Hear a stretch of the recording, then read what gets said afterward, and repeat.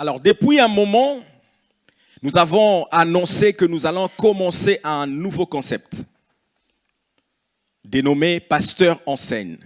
Je crois que j'avais annoncé ça ici. C'était il y a 2 mois passés, je pense. Un nouveau concept, Pasteur en scène. Ce concept s'inscrit dans le cadre de notre thème de l'année de la formation et de discipulat. Et la volonté, nous avons ici la volonté de faire de chaque membre un véritable disciple de Jésus-Christ. Par un enseignement doctrinal plus riche et détaillé, nous voulons donner à chacun les clés pour approfondir sa connaissance de Dieu et fortifier sa vie au quotidien. Pasteur en scène est un concept qui consiste à expliquer la parole de Dieu un peu plus en profondeur, à exploiter des thèmes de foi que nous négligeons ou nous ignorons. Nous allons exploiter ces thèmes un peu plus en profondeur pour permettre au peuple de Dieu d'acquérir la maturité spirituelle et de grandir dans leur foi. L'objectif, c'est de transmettre les contenus de la foi de manière structurée. Vous savez, il y a une grande différence entre un sermon et un enseignement. Un sermon, c'est une prédication, c'est une exhortation. Dans la prédication, on cherche à encourager ou à appeler à l'action. La prédication encourage, motive les gens, pousse les gens à entrer dans l'action. Par contre, l'enseignement cherche à expliquer les textes, l'histoire et les principes théologiques pour que les fidèles comprennent pourquoi ils croient à ce qu'ils croient. Vous savez, je peux venir ici, je prêche la parole, je donne une prédication puissante et je dis, ayez la foi, Dieu va vous bénir. Même si vous traversez des moments difficiles, croyez encore, Dieu va faire quelque chose dans votre vie. Et quand vous rentrez à la maison, vous allez dire, le pasteur nous a prêché sur la croyance, nous devons croire. Alors même si j'ai des problèmes, je vais croire parce qu'il m'a encouragé à croire. Ça, c'est une bonne chose. Mais si je te pose la question, pourquoi tu crois à ce que tu crois? Pourquoi tu crois à ce que tu crois? Là maintenant, peut-être tu vas dire, mais je ne sais pas pourquoi je crois à ce que je crois. Et là, ça demande maintenant d'entrer plus en profondeur, d'entrer plus en détail pour expliquer les choses. C'est ça l'importance même de l'enseignement. Il y a une grande différence entre un sermon et un enseignement. Un chrétien ne grandit pas seulement avec les exhortations. Non, pas du tout. Un chrétien grandit avec les enseignements. Un chrétien qui veut être profond doit être profond dans la parole et sa vie sera également profonde. C'est pourquoi Jésus va donner une parabole des 2 maisons. Il dit, la première maison a été construite sur le sable. C'était une très jolie maison. Les gens qui passaient voyaient la maison et enviaient la maison. Mais c'était construit sur les sables. Par contre, la deuxième maison était très jolie aussi, mais elle était bâtie sur le roc. C'est-à-dire, avant de construire la maison, on a creusé, on a mis des pierres, des béton, et après, on a construit la maison dessus. Mais après un moment, après un temps, la pluie est venue. Il y a eu une forte tempête qui s'est abattue sur les 2 maisons. Curieusement, la maison qui était jolie, mais qui n'était pas construite sur les rocs, qui était construite sur les sables, cette maison était tombée. La maison s'est écroulée. Par contre, l'autre maison qui était construite sur le roc a persisté. Pourquoi? Parce qu'elle était construite sur des pierres. Avant de construire la maison, il y avait une profondeur qui a permis que cette maison puisse résister. Vous pouvez voir ça dans Matthieu chapitre 7, versets 24 à 27. C'est pourquoi quiconque entend ces paroles que je dis et les met en pratique sera semblable à un homme prudent qui a bâti sa maison sur le roc. La pluie est tombée, les torrents sont venus, les vents ont soufflé et se sont jetés contre cette maison. elle n'est point tombée, parce qu'elle était fondée sur le roc. Mais quiconque entend ces paroles que je dis et ne les met pas en pratique sera semblable à un homme insensé qui a bâti sa maison sur le sable. La pluie est tombée, les torrents sont venus, les vents ont soufflé et ont battu cette maison. Elle est tombée et sa ruine a été grande. Donc Jésus donne la parabole ici concernant la parole de Dieu. Quiconque écoute la parole ne la met pas en pratique. Quiconque écoute ta parole et la prend d'une manière superficielle, pas approfondie, est semblable à cette maison qui est bâtie sur le sable.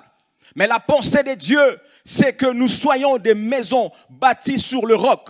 Même s'il y a des problèmes, même s'il y a des vents qui soufflent très fort, nos maisons resteront solides et ne tomberont point.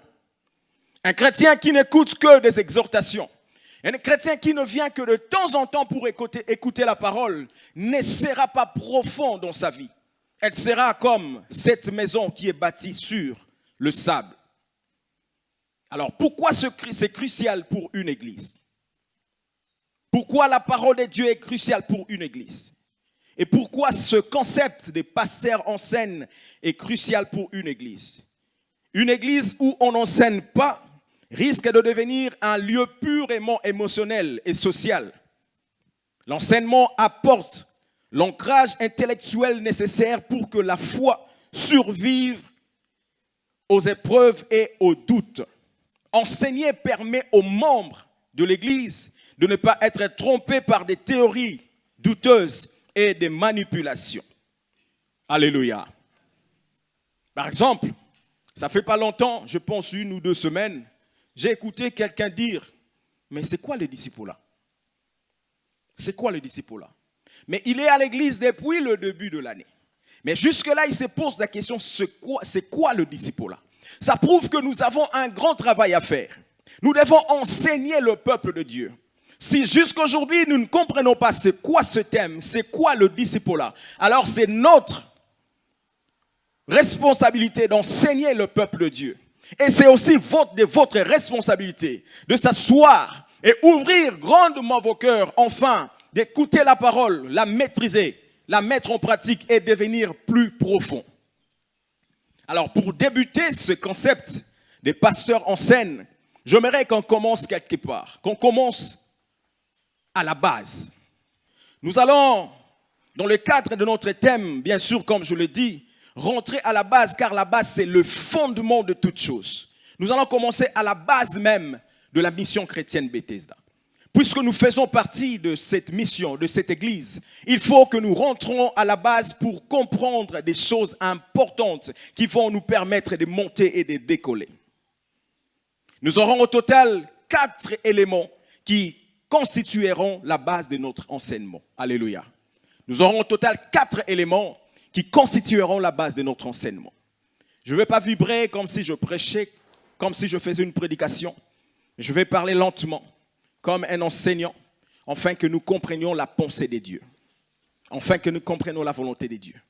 Pour que nous puissions grandir, pour que nous puissions commencer ce thème de formation et de discipulat, Dieu veut que nous commencions d'abord à la base.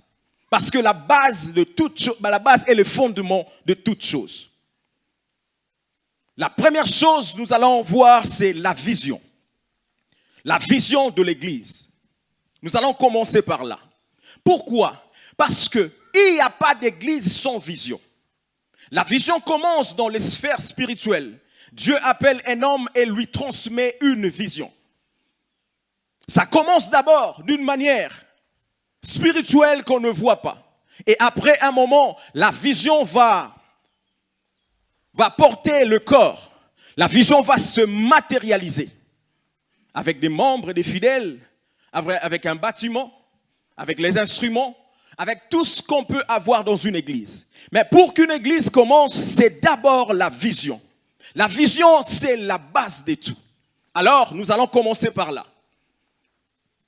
Nous allons commencer par là. Nous voulons comprendre c'est quoi la vision de Bethesda.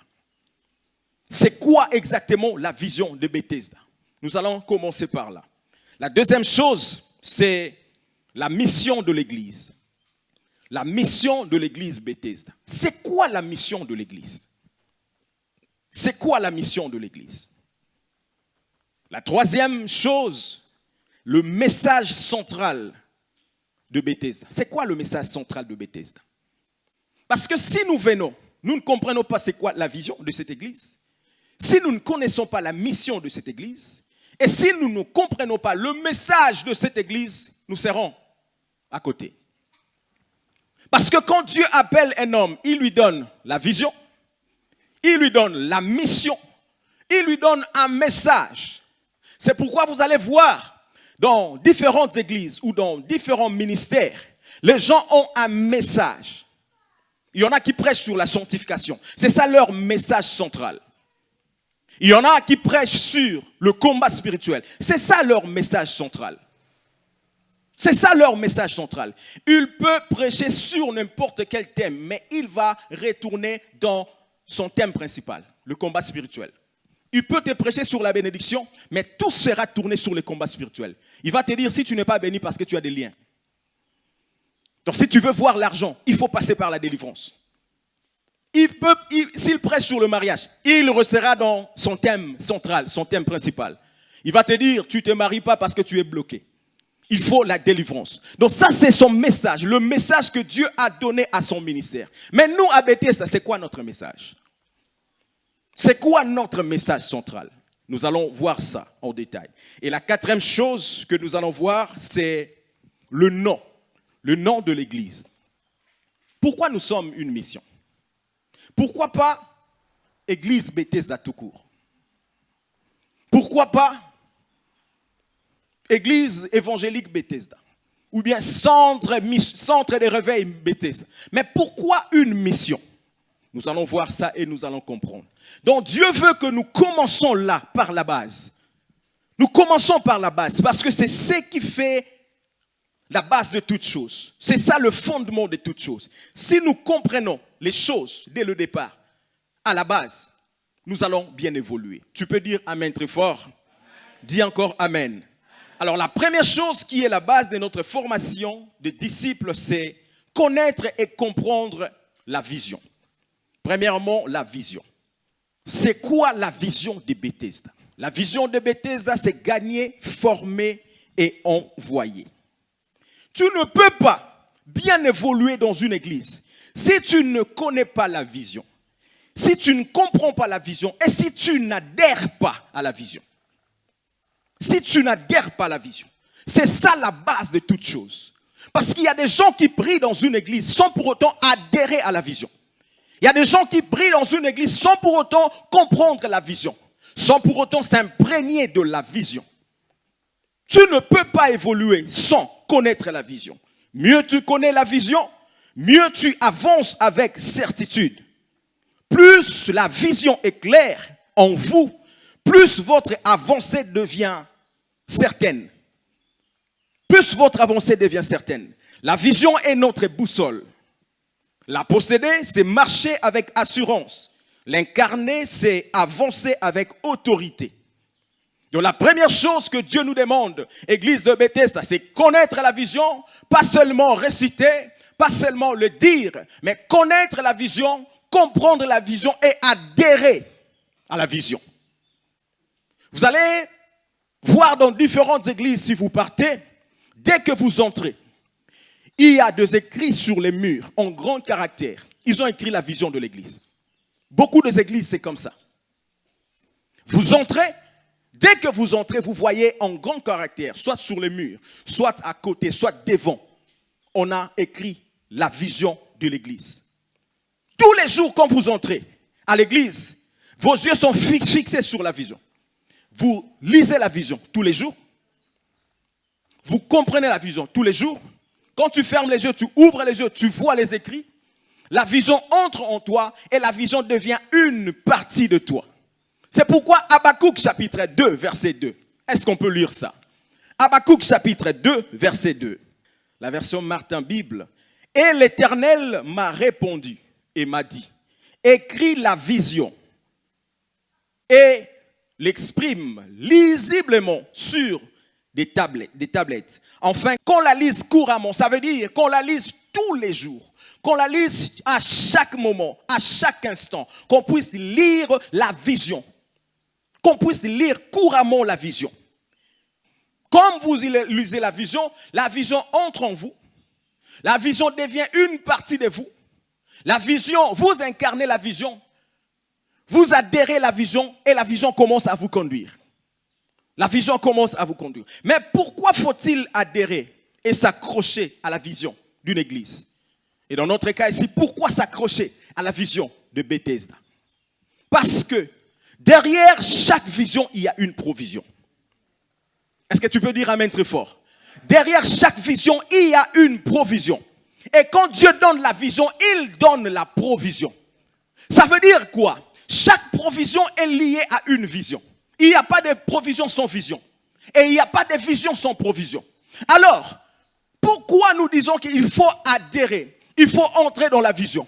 Parce que la provision céleste ne touche que celui qui est dans la vision. La provision céleste est ouverte que pour celui qui est dans la vision. Si tu es en dehors de la vision, la provision céleste ne sera pas sur toi. C'est pourquoi on dit, quand il donne la vision, il donne la provision. Donc chaque vision est accompagnée d'une provision céleste. Dieu avait déjà prévu une provision pour chaque vision qu'il a envoyée sur la terre. Et ici à Bethesda, puisqu'il y a une vision, il y a une provision qui accompagne cette vision. Il y a une provision qui accompagne cette vision. Et celui qui ne comprend pas la vision, qui n'entre pas dans la vision, ne peut bénéficier de la provision liée à cette vision. Cela signifie, quand nous parlons de la provision, nous parlons des ressources nécessaires. Donc quand Dieu donne la vision, il donne les ressources nécessaires pour accompagner cette vision. Et dans la provision, quand nous parlons de provision ou des ressources, il y a la santé, il y a l'argent, il y a le mariage, il y a les enfants, il y a le travail, il y a la bénédiction. Il y a tout ce que nous avons besoin, se trouve dans la provision. Donc quand vous venez dans cette église, sachez qu'il y a une vision, mais il y a aussi une provision qui accompagne cette vision. Mais Dieu insiste que nous puissions adhérer à la vision, que nous puissions entrer dans la vision, parce que sans la vision, la provision céleste ne descendra pas sur nous. Celui qui se détache de la vision se détache de la provision céleste. C'est pourquoi vous allez voir à l'église, beaucoup de personnes sont à l'église depuis longtemps, mais ils ne vivent pas la gloire de Dieu. Et elles se plaignent. Mais pourquoi je ne vois pas telle chose? Pourquoi je ne vois pas ça? Quelqu'un qui vient d'arriver à l'église, il peut faire 3 mois, 6 mois, il vit un miracle extraordinaire. Pourquoi? Parce que c'est lui qui vient nouvellement dans une église. Il va suivre toutes les instructions que le pasteur va lui donner. Il va essayer de comprendre comment fonctionnent les choses. Il va essayer d'entrer dans la vision. Or, puisque la provision accompagne la vision, directement 6 mois après, il a le miracle. Mais les gens qui restent à l'église depuis longtemps, puisqu'ils sont habitués avec la vision, puisqu'ils sont habitués avec les hommes de Dieu, ils se sont déjà écartés de la vision sans pour autant les comprendre. Et ils ne vivent pas la provision. Ils ne vivent pas la provision. La provision est liée à la vision. La Bible dit dans Psaume chapitre 23, versets 1 à 6. Psaume chapitre 23, versets 1 à 6. L'Éternel est mon berger, je ne manquerai de rien. Il me fait reposer dans des verts pâturages. Il me dirige près des eaux paisibles. Il restaure mon âme. Il me conduit dans les sentiers de la justice à cause de son nom. Quand je marche dans la vallée de l'ombre et de la mort, je ne crains aucun mal car tu es avec moi. Ta houlette et ton bâton me rassurent. Tu dresses devant moi une table en face de mes adversaires. Tu oinduiles ma tête et ma coupe déborde. Lisons tous ensemble le verset 6. Oui.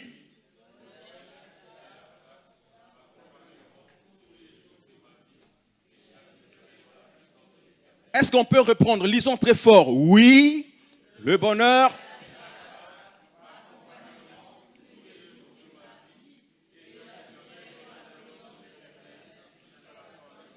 C'est comme si la condition pour que le bonheur et la grâce m'accompagnent, il faut que j'habite dans la maison éternelle jusqu'à la fin de mes jours. Ça commence par l'Éternel est mon berger, je ne manquerai de rien. David est en train de comparer Dieu à un berger parce que lui-même était berger. Lui-même était berger avec les brebis de son père. Donc pour bien expliquer comment Dieu fonctionne, il compare Dieu à un berger parce qu'il connaissait exactement comment fonctionnait ou opérer un berger. Il dit l'Éternel est mon berger, je ne manquerai de rien. Quand il dit je ne manquerai de rien, ça veut dire que la provision est là. La provision est disponible. Je ne manquerai de rien. Un berger, c'est celui qui sort le matin, va voir là où il y a le vert pâturage et il prend les brebis. Il les conduit vers le vert pâturage pour que les brebis puissent manger. Donc chaque matin, le brebis ou le berger s'inquiète de ce que les brebis vont manger. Chaque matin, le bon berger s'inquiète de ce que les brebis vont manger. Parce que c'est son rôle. Mais une chose que vous devez comprendre, tout ce qu'il vient de citer ici, c'est la provision céleste. Il dit, je ne manquerai de rien. Il me fait reposer dans le vert pâturage. Il me dirige près des eaux paisibles. L'eau paisible, c'est la provision. Il me conduit dans le sentier de la justice à cause de son nom. Il ne me conduit pas dans le sentier où il y a des problèmes, où il y a des troubles, mais il me conduit dans le sentier de la justice. Tout ce qu'il a cité ici, c'est la provision.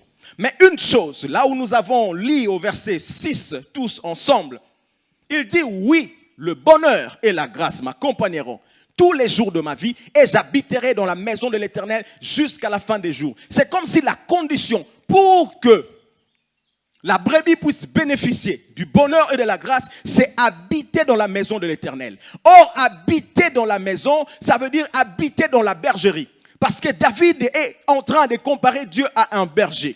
Ça signifie, quand le berger prépare la provision pour les brebis, il prépare la provision pour les brebis qui se trouvent dans la bergerie. Le berger ne prépare pas la provision pour tous les animaux de la terre, non. Donc celui qui a sa bergerie va sortir et prendre la nourriture que pour les brebis qui sont dans la bergerie. C'est pourquoi à la fin il clôture, j'habiterai dans la maison de l'Éternel. Ça signifie Dieu comme il est mon berger, il pourvoit une provision, mais seulement pour ceux qui sont dans la maison de l'Éternel, ceux qui sont dans la vision. C'est pourquoi j'ai dit comme la provision est liée à la vision, celui qui bénéficie de la provision, c'est celui qui est dans la vision. Si tu es en dehors de la vision, la provision ne te touche pas. Donc si tu es en dehors de la bergerie, si une brebis s'hasarde pour sortir en dehors de la bergerie et aller ailleurs, quand le bon berger va amener la provision, cette brebis-là n'aura pas la provision. C'est pourquoi Dieu insiste. Nous devons, comprendre la vision, mais nous devons aussi adhérer. Nous devons entrer dans la vision. Faire de la vision une partie de nous-mêmes. Faire de la vision, c'est que nous voulons, une partie de nous-mêmes. Nous accrocher à la vision. Moïse a eu la mission de délivrer le peuple de Dieu. Dieu lui dit, je te donne la mission d'aller en Égypte, de sortir mon peuple. Mais sur la vision que Dieu avait donnée à Moïse, il y avait une provision qui accompagnait cette vision. Et cette provision se voyait physiquement. Dieu accompagnait le peuple la nuit avec la colonne de feu et les jours avec la colonne de nuée. Le peuple marchait avec la colonne de feu et la colonne de nuée. C'était une sorte de provision qui accompagnait le peuple, qui était sur ou accompagnait la vision que Dieu avait donnée à Moïse. Mais cette provision a fait des choses étonnantes. Cette provision a fait beaucoup de choses énormes. Deutéronome chapitre 29, verset 5. La Bible dit, je t'ai conduit pendant 40 ans dans le désert. Tes vêtements ne se sont point usés sur toi et ton soulier ne s'est point usé à ton pied. Je t'ai conduit pendant 40 ans dans le désert. Tes vêtements ne se sont point usés sur toi et ton soulier ne s'est point usé à tes pieds. Frère, qui est cet homme ou cette personne qui peut porter un habit pendant 40 ans sans que cet habit soit abîmé? Qui est cet homme qui peut porter un soulier pendant 40 ans sans que le soulier soit abîmé? Israël a vécu des choses extraordinaires. Pourquoi? Parce qu'il y avait une provision qui les accompagnait. Il y avait la nuée qui était sur Israël. Quand Israël marchait dans le désert, la nuée était sur eux. Ça empêchait le soleil de frapper Israël pendant le jour. Et ça empêchait la lune, la nuit, de frapper Israël. C'était une colonne, c'était une nuée qui était sur eux. Et puisque cette nuée ou cette provision était sur eux, ils avaient la protection divine. 40 ans, un même habit, sans pour autant que cet habit soit abîmé. Ça se passe où? Aujourd'hui, si tu achètes une chaussure, tu portes ça pendant un mois, déjà, ça prend la forme. Ça change de forme. Mais 40 ans, une chaussure ne change pas de forme. 40 ans, un vêtement n'est pas abîmé. Quel est ce Dieu miraculeux? Quel est ce Dieu qui opère des choses? C'était une provision qui accompagnait la vision de Moïse. Donc, tout enfant d'Israël qui était sous la provision, sous la vision de Moïse, avait la protection sur lui, avait la protection, bénéficiait de la protection divine. Et la Bible dit, un jour, Israël, dans le désert, a commencé à pleurer. Tu nous as fait sortir d'Égypte pour nous amener ici. Il n'y a pas à manger. Nous mangeons la même chose. Nous faisons ça. Ils ont commencé à murmurer. Dieu dit, attends, demain ils vont voir des choses qui étonnent. La Bible a dit, demain quand ils se sont réveillés, ils ont vu sur la surface de la terre, sur le sable, des choses qu'ils n'ont jamais vues. Des choses qu'ils n'ont jamais vues. La couleur blanche remplit tous les sables, tous les lieux où ils étaient. Ils commençaient à se poser la question, mais qu'est-ce que c'est? Ça, c'est quoi ça? Qu'est-ce que c'est? Moïse a dit, vous avez pleuré à l'Éternel. L'Éternel a ouvert la provision et il a envoyé la manne.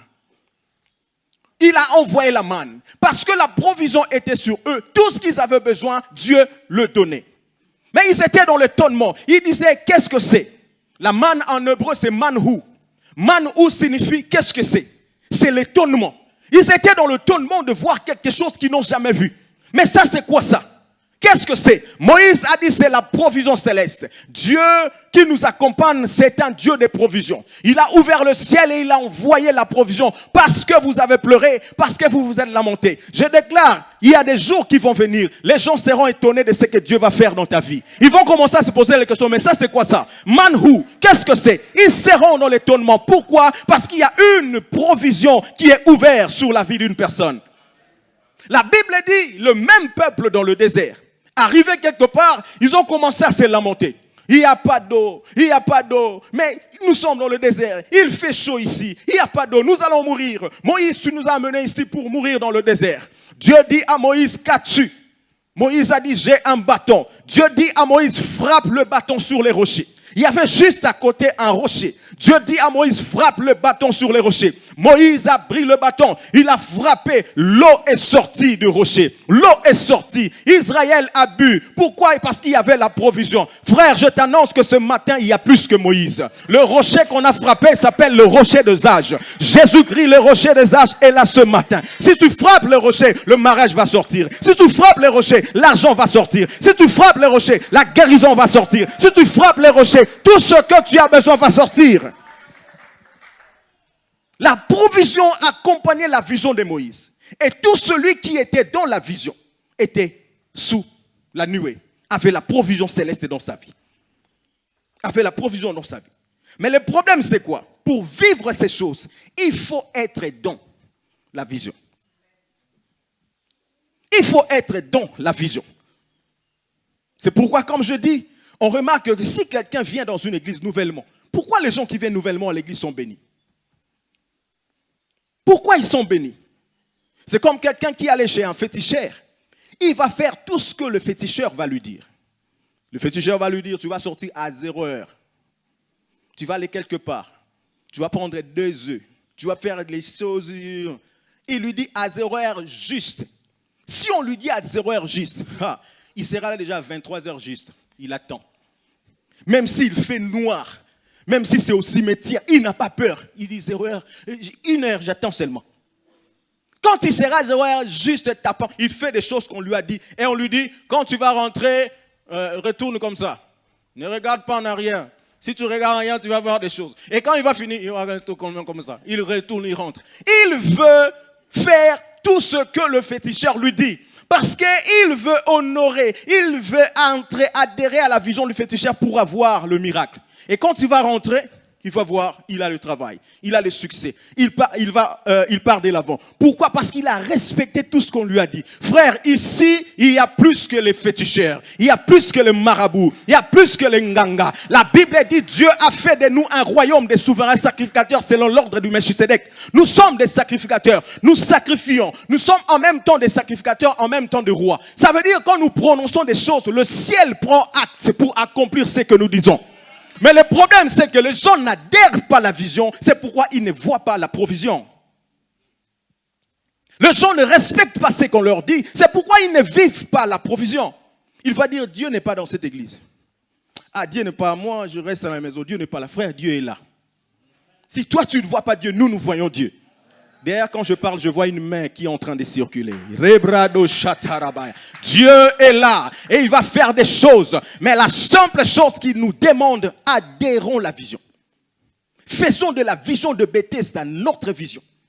Faisons de la vision de Bethesda une partie de nous.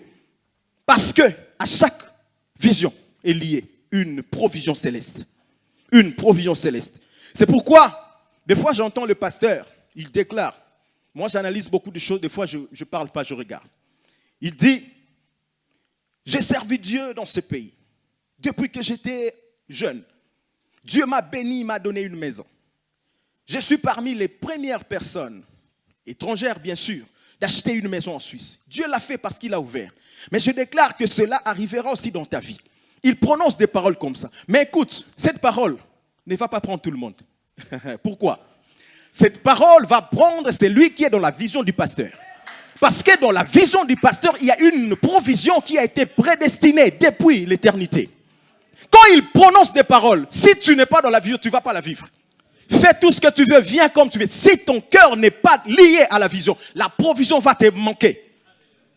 La provision va te rater. Pourquoi? Quand une parole est libérée, la provision arrive et marche. La provision vient devant toi, elle commence à te scanner, de la tête jusqu'aux pieds. Elle regarde s'il y a en toi l'ADN de Bethesda. S'il n'y a pas l'ADN de Bethesda, la provision passe. La provision cherche celui qui a l'ADN de Bethesda dans ses veines. Quand la provision arrive, elle va te scanner. Elle va voir s'il y a en toi le code génétique. Parce que chaque vision, il y a un code génétique lié à chaque vision. Si tu as le code génétique de Bethesda en toi, quand la provision va sortir, elle va te prendre et tu vas vivre le miracle. Le problème, c'est que beaucoup de gens viennent à l'église, mais ils n'ont pas l'ADN de l'église. Ils n'ont pas l'ADN de leur père. Ils n'ont pas l'ADN de l'église où ils prient. C'est pourquoi ils viennent matin, midi, soir. Ils ne voient rien. Parce que dans les domaines spirituels, on ne triche pas. On ne triche pas dans le domaine spirituel. Si tu triches, ça va te rattraper demain. On ne triche pas. Il y a beaucoup de gens qui trichent dans ce domaine spirituel. Or, le spirituel, c'est quelque chose qu'on ne maîtrise pas. Frère, l'église est bizarre. L'église est une institution spirituelle, est une institution divine créée par Dieu. Or, Dieu est esprit. Est-ce que nous voyons Dieu? Nous ne voyons pas Dieu. Le Dieu que nous prions est esprit. Les anges que nous prions sont des esprits. Mais aussi, les esprits qui nous combattent, des démons, c'est des esprits, nous ne le voyons pas. C'est pourquoi quand tu viens à l'église, fais attention avec l'église. L'église, ce n'est pas un club d'amis. Tu peux aller dans un club. Tu peux te chamailler avec quelqu'un dans un club. Vous allez terminer avec ça. Parce que c'est physique. Mais à l'église, quand tu viens, fais attention. Tu ne connais pas les esprits qui se lèvent dans le monde spirituel. Alors si tu n'es pas connecté, frère, tu t'exposes. On ne triche pas dans le domaine spirituel. Il est écrit, on ne se moque pas de Dieu. C'est qu'un homme aura semé, il le moissonnera. C'est ça, le domaine spirituel. On ne triche pas.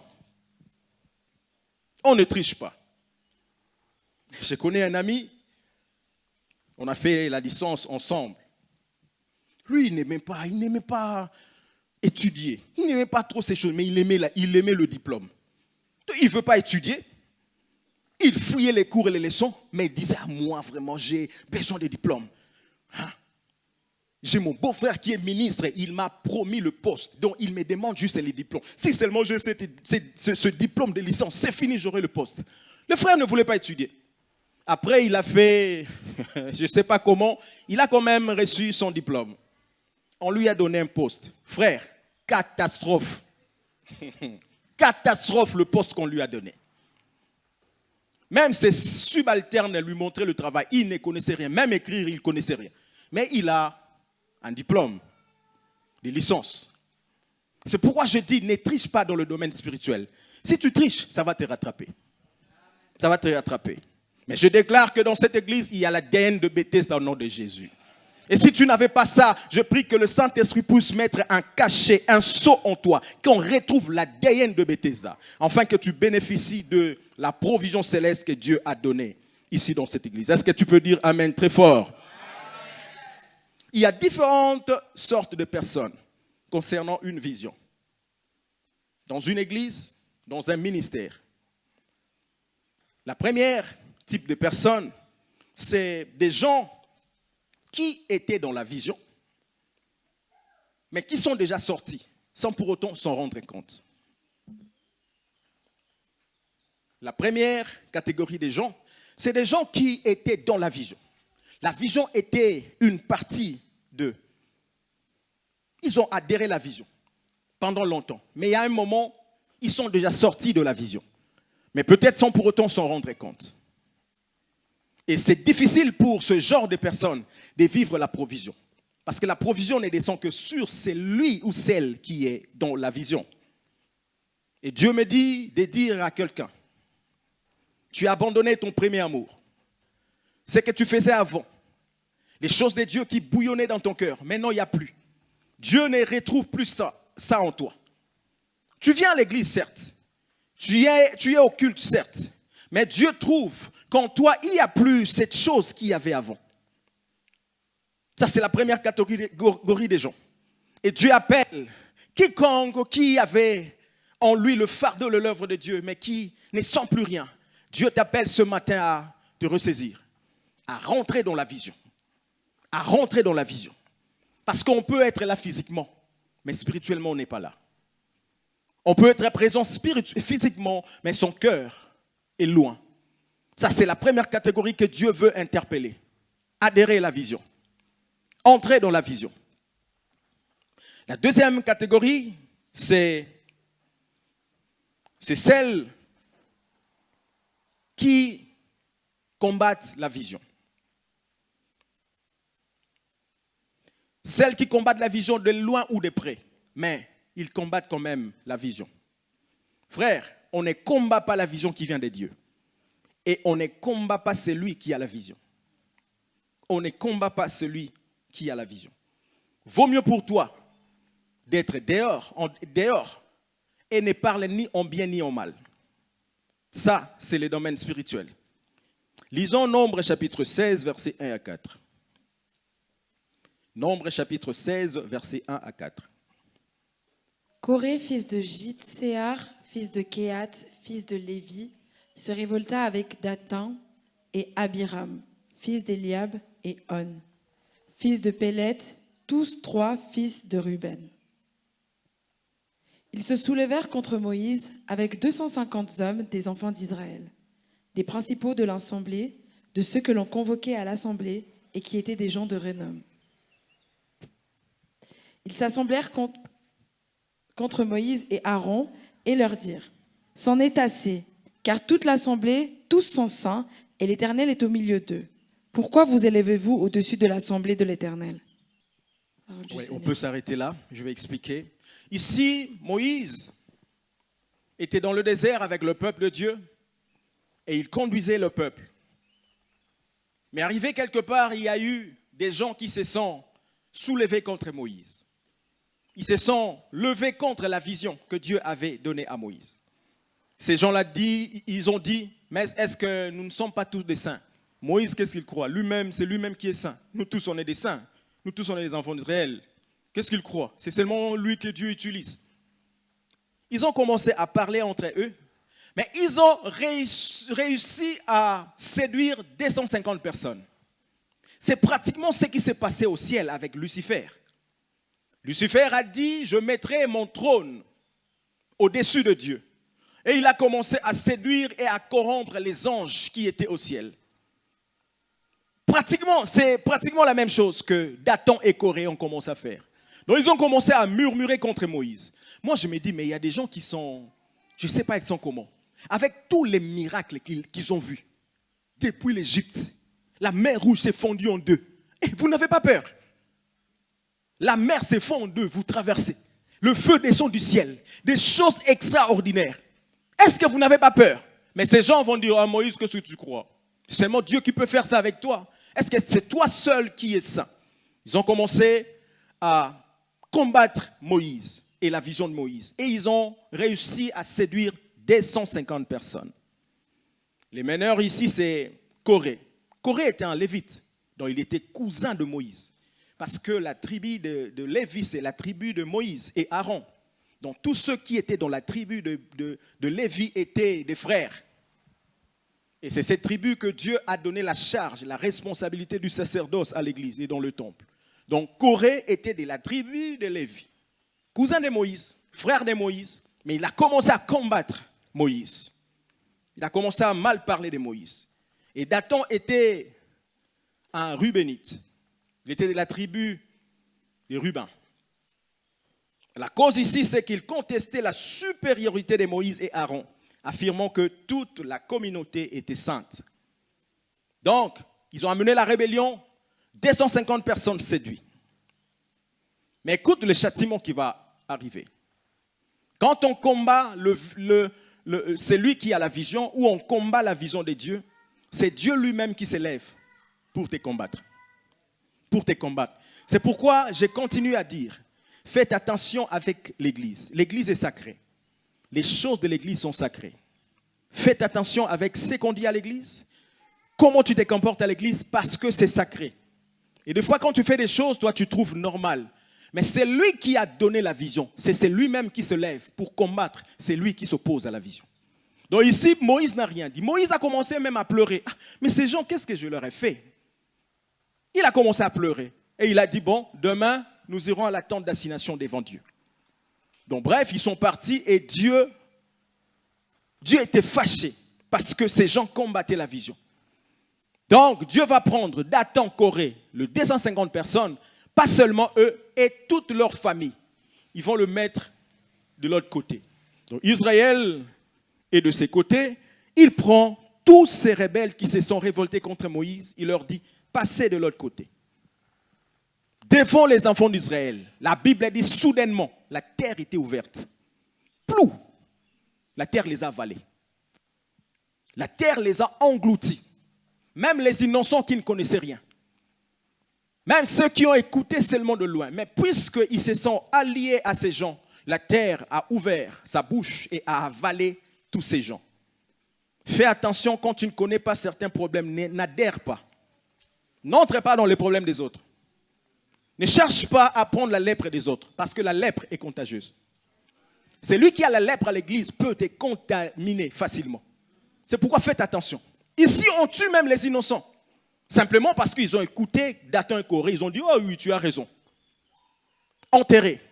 Donc celui qui combat la vision, c'est Dieu lui-même qui se lève pour le combattre. C'est pourquoi faisons attention. Faisons attention. Dieu nous demande d'adhérer à la vision. Mais il y en a qui sont déjà sortis de la vision.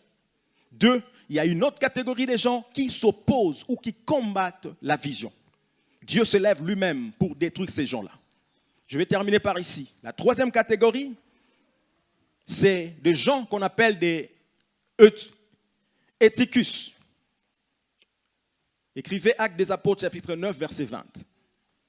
Actes des Apôtres, chapitre 9, verset 20. Eutychus, c'est un jeune homme qui était dans le Nouveau Testament, dans l'église primitive. Un jour, Paul prêchait la parole de Dieu. Il prêchait la parole, ils étaient dans une maison. Mais c'était une maison en étage. Donc Paul était, je ne sais pas à quel niveau, 3e, 4e ou 5e niveau, en train de prêcher. Donc c'est comme l'église est comme ça, mais nous sommes dans une maison en étage, très élevée. Maintenant, qu'est-ce que Eutychus va faire? Au lieu de s'asseoir comme tout le monde, Eutychus va s'asseoir sur la fenêtre. Vous voyez la fenêtre comme elle est là? Donc elle s'assoit sur la fenêtre. Il s'assoit sur la fenêtre. Il écoute Paul. En même temps, il est sur la fenêtre. Donc, Tout ce qui se passe dehors, il écoute, il suit aussi. Il suit en même temps Paul et en même temps ce qui se passe dehors. Dieu dit à l'église, il y a beaucoup d'étukis. Il y a beaucoup d'étukis qui sont en même temps dans les choses de Dieu, mais qui sont aussi en même temps dans les choses du monde. Qui écoutent Dieu, mais qui sont aussi distraits à écouter ce qui se passe dans le monde. Ce qui se passe dans le monde. Beaucoup d'étukis. En même temps dans la vision, mais en même temps dehors. Un pied dedans, un pied dehors. Un pied dedans, un pied dehors. Des fois ils sont là, des fois ils ne sont pas là. Mais écoute la conséquence, ce qui va arriver. Puisqu'il écoutait Paul, il écoutait aussi ce qui s'est passé dehors. La Bible dit Paul a prêché longtemps, pendant la nuit. Je ne sais pas s'il a fait combien d'heures de prédication. Donc comme il faisait nuit, cet homme a commencé à somnoler. Il a commencé à somnoler. Il écoutait Paul, il était à la fenêtre et il somnolait. Il somnolait. La Bible dit tout à coup, il est tombé. Au lieu de tomber à l'intérieur, il va tomber dehors. Donc, depuis le 5e étage, disons 10e étage, exagérons. 10e étage jusqu'en bas, pouf, il a cogné la tête contre la terre. Il est mort sur place. Il est mort sur place. Et la Bible dit, Paul est descendu calmement. Il a pris Eutychus, mort, et il est monté avec lui. Il est monté avec Eutychus. Il est monté avec lui. Pourquoi cet homme est mort?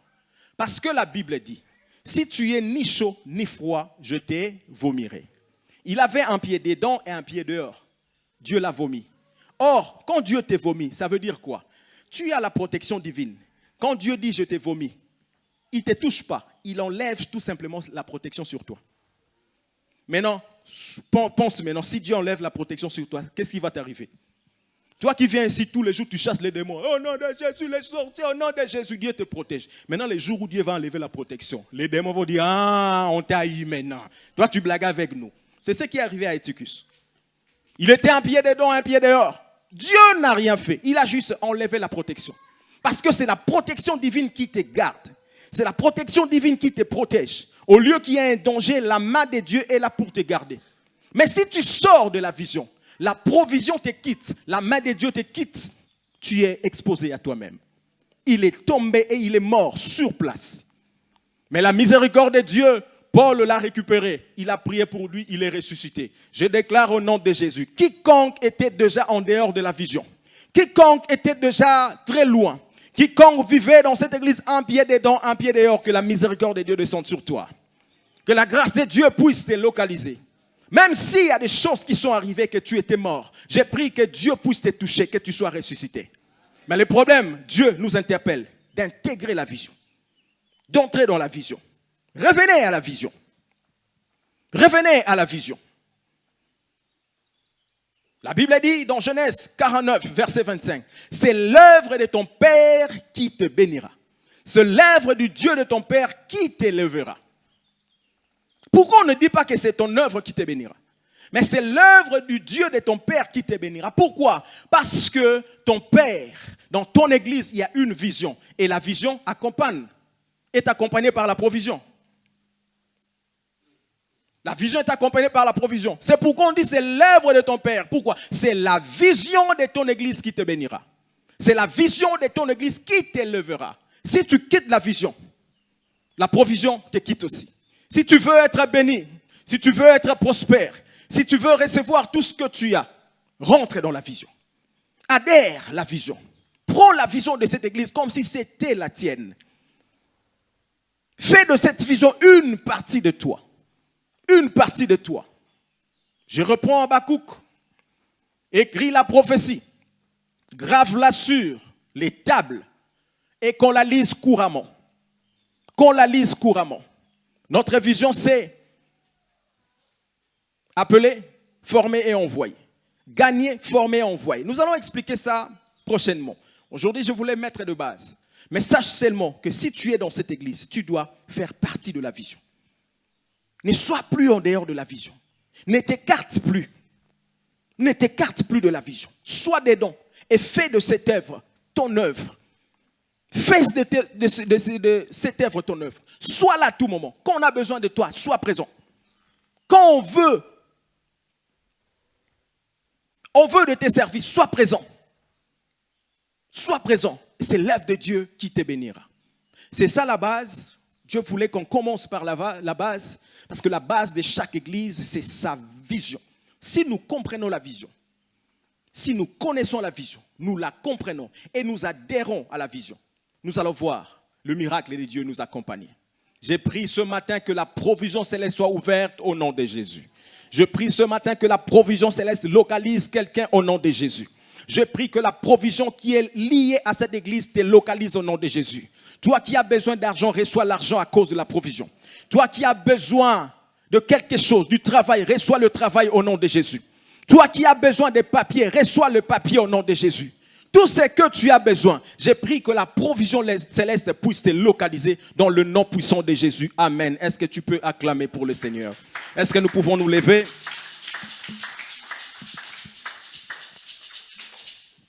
Est-ce que nous pouvons nous lever? Lève-toi maintenant là où tu es. Nous allons faire cette prière. Tu vas prier à Dieu. Seigneur, connecte-moi à la vision. Connecte-moi encore à la vision. Connecte-moi à cette vision. Parce que si tu es connecté, tu vas vivre le bienfait. Tu vas vivre les promesses que Dieu avait données sur cette vision. Dis Seigneur, connecte-moi à la vision. Connecte-moi à toi. Là où j'étais déconnecté, j'ai prié que tu puisses me reconnecter encore. Dans le nom puissant de Jésus. Élève ta voix et commence à prier. Alléluia. Prie sincèrement. Commence à prier, commence à déclarer, Seigneur, connecte-moi. Seigneur, je veux adhérer. Seigneur, connecte-moi à cette vision. Au nom de Jésus. Même si je suis là physiquement. Mais je veux que spirituellement, je sois connecté. Je veux que spirituellement, je sois dans l'enclos. En tant que berger, la provision n'est là que pour les brebis qui sont dans la bergerie. Seigneur, connecte-moi au nom de Jésus. J'ai prié, Seigneur, que cette vision, j'ai prié, Seigneur, que cette église et tout ce que tu as dit sur cette église soit mon partage dans le nom de Jésus. Commence à le déclarer, Prie au nom puissant de Jésus. Seigneur, alléluia. Commence à prier. Je veux que tu pries. Prie avec ferveur au nom de Jésus-Christ. Seigneur, je viens, oh Dieu, parce que la bénédiction est liée à la vision. La bénédiction est liée à la mission que tu as donnée. Si je suis connecté à la vision, je vais voir la provision sur moi. Ce que je veux, c'est la provision. Ce que je veux, c'est les surnaturels. Ce que je veux, c'est le miracle. Mais Seigneur, tu accordes cela, oh Dieu, seulement dans la vision. Comme je suis dans cette église, j'ai prié, oh Dieu, que toute, oh Dieu, la provision que tu as prévue dans cette église descende sur moi au nom de Jésus-Christ. La deuxième prière que nous allons faire, si tu vois dans ton cœur que quelque part tu t'es déconnecté, commence à t'humilier, demande pardon à Dieu. Commence à t'humilier, demande pardon à Dieu. Dis Seigneur, pardonne-moi. Je n'étais pas totalement dans la vision. J'étais déjà déconnecté. Ou encore je commençais à me déconnecter. Ou encore j'étais déjà un pied dehors. Pardonne-moi. Si je ne t'ai pas beaucoup impliqué, je viens ce matin demander ta miséricorde. Pardonne-moi. Au nom de Jésus, commençons à prier. Alléluia. Élève ta voix, prie. Élève ta voix, prie. Seigneur, Dieu des armées, je viens te supplier, Seigneur. Je viens te supplier, oh Dieu. Là où je me suis déconnecté de la vision. Là où, Seigneur Dieu, j'étais un pied dedans, un pied dehors. Là où Jésus, j'ai suivi Dieu et j'ai suivi aussi les choses du monde. Je te prie de me pardonner. Je viens, Seigneur Dieu, entièrement. Je me donne totalement. Je me donne totalement à toi, ô Père. Pardonne-moi, pardonne mon frère, pardonne ma soeur qui s'est déconnecté de la vision. Seigneur, pardonne-moi, Jésus. Là où, Père, je n'étais pas là. Je prie que tu me pardonnes. Ta grâce sur moi, ta miséricorde sur moi. Oh Dieu, je viens, Père, je viens, Jésus, devant toi, Seigneur. Que ta grâce descende sur moi. Que ta grâce descende dans cette église. Que ta grâce descende sur mon frère, sur ma soeur. Oh Dieu, ta miséricorde. Oh Dieu, nous voulons vivre la provision. Mais si nous ne voyons pas la provision, c'est parce que nous ne sommes pas connectés. Ou encore, nous sommes déjà en dehors. En dehors, Jésus, de la vision. Père, pardonne mon frère. Pardonne ma soeur. Pardonne-moi. Pardonne-moi là où je ne suis pas entré complètement, là où je n'ai pas adhéré complètement à cette vision, Père, je te demande de me pardonner. Je demande ta grâce et ta miséricorde sur moi. Dans le nom de Jésus, pardonne-moi, Seigneur, ta grâce dans ma vie, au nom puissant de Jésus. La dernière prière, tu vas faire, tu vas dire, si consciemment ou inconsciemment, je me suis comporté comme Dathan et Corée, j'ai combattu la vision. Seigneur, pardonne-moi. Si inconsciemment, j'ai été frappé par la lèpre, parce que la lèpre est contagieuse, quelqu'un avait la lèpre et me l'a donnée à cause de ce que je fais, à cause de la désobéissance, à cause des murmures, à cause de ce que je dis. Peut-être je ne l'ai pas fait expressement. Mais Seigneur, je prie, enlève la lèpre sur ma vie au nom de Jésus. Enlève le mal dans ma vie au nom de Jésus. Enlève le mal au nom de Jésus. Prions Dieu, supplions Dieu. Commençons à prier. Seigneur, nous prions que tu enlèves la lèpre. Tu enlèves la lèpre. La lèpre arrive quand les gens combattent la vision. La lèpre arrive quand les gens combattent, oh Dieu, l'œuvre que tu as placée. Père, nous te supplions de nous pardonner. Père de gloire, la terre était ouverte. La terre a avalé Dathan et Corée parce qu'ils ont combattu la vision qui vient de Dieu. Seigneur, peut-être que je n'avais pas fait expressement. Peut-être j'avais seulement parlé. Mais oh Dieu, cela t'a irrité. Je viens te prier, te supplier de me pardonner. Pardonne tous ces gens-là, Seigneur Dieu. Père, pardonne-nous. Nous avons, Jésus, fait du mal. Nous avons, Seigneur, ouvert des portes. Nous te prions de nous pardonner. Nous te prions de nous. Ta grâce sur nous. Pardonne ton peuple. Nous demandons ta miséricorde, Seigneur. Ta grâce sur nous. Ta grâce sur nous. Ta grâce au nom de Jésus. Ta grâce dans nos vies. Au nom puissant de Jésus. Je vais prier. Tu peux juste élever tes mains. Père, merci. Tu veux que nous commençons à la base. Parce que la vision, c'est la base de toutes choses. La vision, c'est le fondement de toutes choses. Seigneur, merci pour cette parole. J'ai pris que cette parole entre en nous. Même quand nous rentrons à la maison, qu'elle puisse nous interpeller. Si nous ne sommes pas connectés à la vision, nous allons chercher la provision et nous n'allons pas la trouver. Mais nous venons devant toi ce matin. Connecte-nous. Là où nos cœurs commençaient à se détacher de la vision, nous te prions de nous reconnecter à toi. Seigneur, si il y a dans cette église des gens qui se sont comportés comme Eutychus, qui étaient un pied dedans, un pied dehors, je te prie, Seigneur, de nous pardonner. Si, ô Père, nous venons à l'église, nous prions, mais nos vies ressemblent encore à celles des gens du monde, nous te prions de nous pardonner. Et nous prions que tu puisses nous délivrer au nom de Jésus. Délivre-nous du péché, délivre-nous du mal dans le nom de Jésus. Si aussi, Père, par mégarde, nous étions frappés comme Dathan et Corée, la terre est prête à s'ouvrir pour nous avaler, nous te demandons pardon. Au nom de Jésus-Christ, connecte-nous encore à la vision. Connecte mon frère et ma soeur. Connecte-nous au nom puissant de Jésus. Et je prie maintenant, puisque nous sommes connectés, que la provision liée à cette vision puisse nous accompagner au nom de Jésus. Que la provision liée à cette vision accompagne un frère et une sœur, accompagne nos maisons, accompagne nos familles, nos projets au nom de Jésus. Que dans le mois qui arrive, qu'il y ait des témoignages au nom de Jésus. Que dans le mois qui arrive, qu'il y ait des miracles, que nous puissions témoigner au nom de Jésus. Seigneur, ouvre la provision sur nous. Envoie la manne. Ouvre les rochers, que l'eau sorte. Bénis ton peuple, bénis nos vies. Dans le nom de Jésus-Christ, nous avons ainsi prié. Amen. Que Dieu vous bénisse.